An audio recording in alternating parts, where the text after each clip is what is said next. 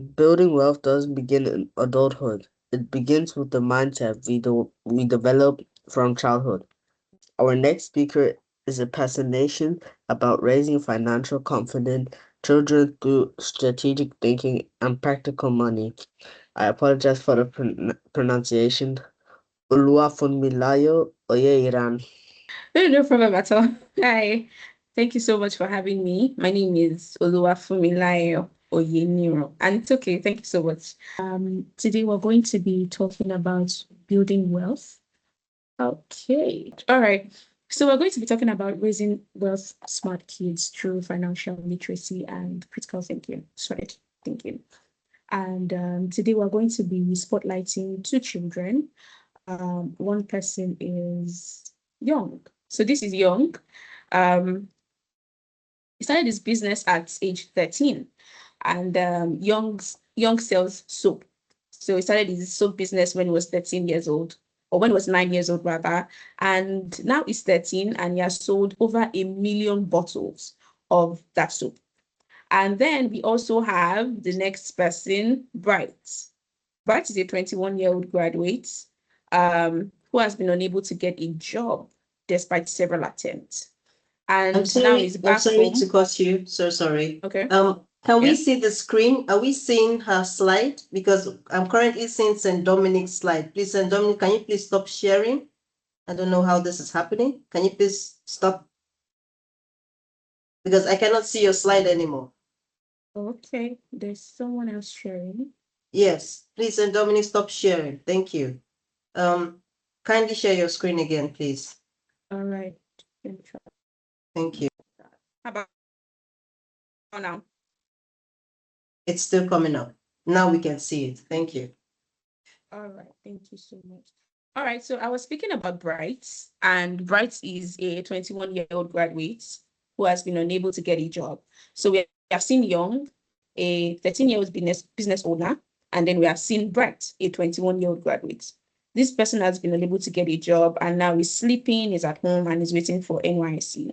So for my international audience, NYC is a program that we do in Nigeria after leaving school. So he's waiting for NYC and so that he can start teaching. One thing that I want to highlight today is that Bright is not lazy. So he's a top graduate, graduated top of his class.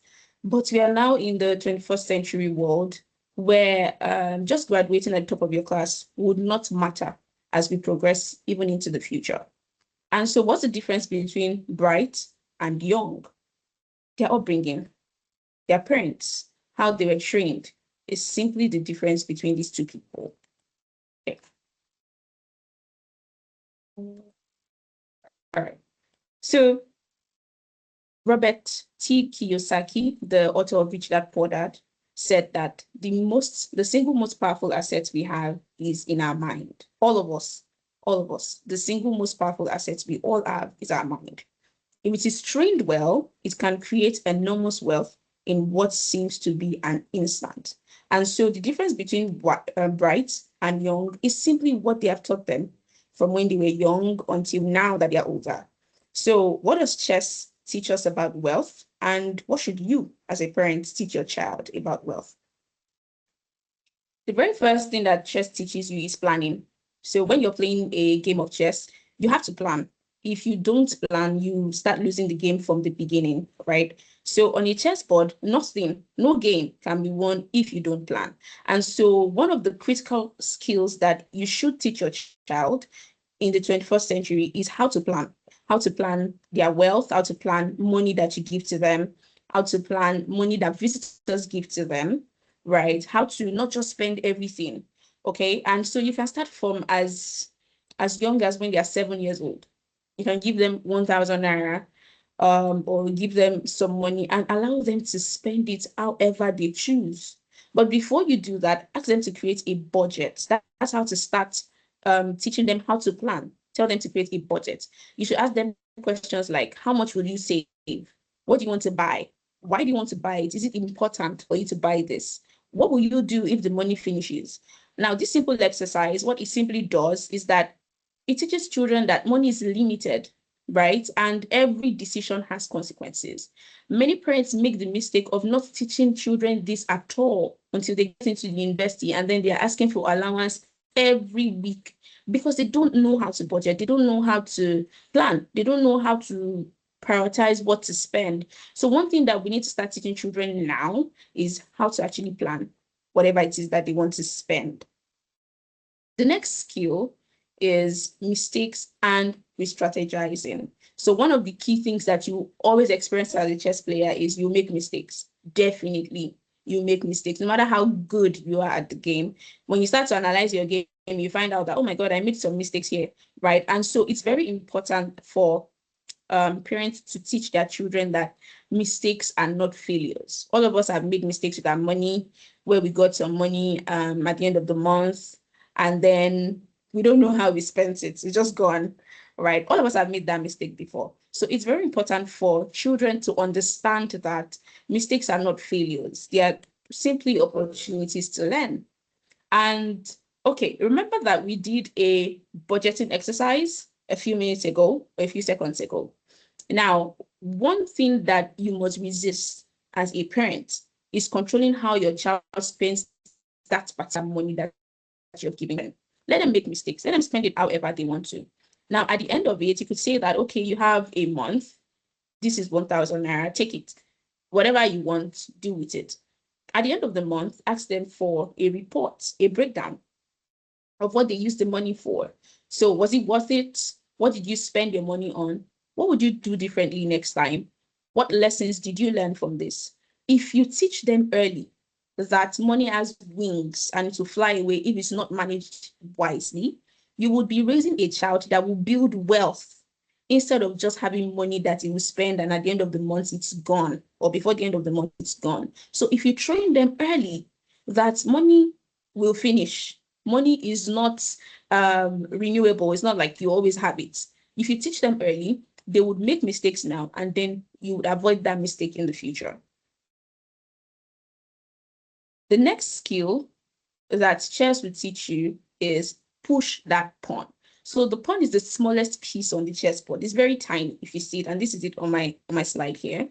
Now, usually in a game of chess, the pawn is the first to move, in most cases, actually. Now, the pawn is only worth 1 point. So among all the pieces on the chessboard, the pawn is the one that's worth only 1 point.